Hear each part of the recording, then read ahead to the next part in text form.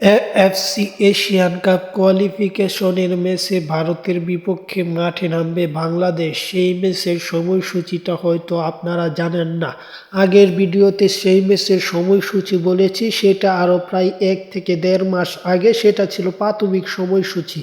বর্তমানে চূড়ান্ত সময়সূচি প্রকাশ হয়েছে বা সময়সূচি পাওয়া গেছে, কারণ প্রাথমিক সময়সূচি সেটি স্টেডিয়াম বা অন্যান্য কোন সময় ম্যাচটা অনুষ্ঠিত হবে সেই বিষয়গুলো ছিল না।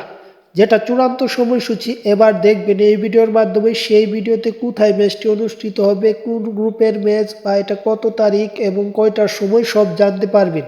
তাহলে দেরি না করে চ্যানেলটি সাবস্ক্রাইব করুন এবং জানতে পারবেন শেষ 3 ম্যাচে 2 দলের পারফরমেন্স। আমরা যদি প্রথমে শেষ 3 ম্যাচে 2 দলের পারফরমেন্সের কথা বলি, সেখানে শেষ 3 ম্যাচে ভারত 1টি ম্যাচ জিতেছে এবং বাংলাদেশ 2টি ম্যাচ ড্র করেছে।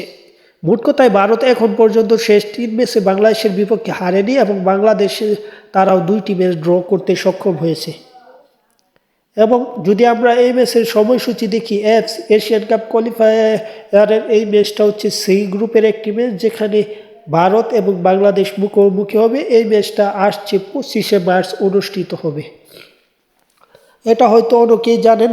এই ম্যাচের স্টেডিয়াম হচ্ছে ভারতের শিলংয়ে, যেখানে ম্যাচ খেলার জন্য বাংলাদেশ অলরেডি সৌদি আরবে ক্যাম্প করছে এই ম্যাচগুলো খেলার জন্য। এবং হামজা চৌধুরীর বয়ে নাকি সুনীল ছেত্রী 40 বছর বয়সেও অবসর ভেঙে আবার মাঠে ফিরছে। এবং এই ম্যাচটা মূলত অনুষ্ঠিত হবে 25শে মার্চ ভারতের শিলংয়ে। এই ম্যাচটি ভারতে অনুষ্ঠিত হবে। ম্যাচটি 7:30 PM বা সন্ধ্যা 7:30 অনুষ্ঠিত হবে।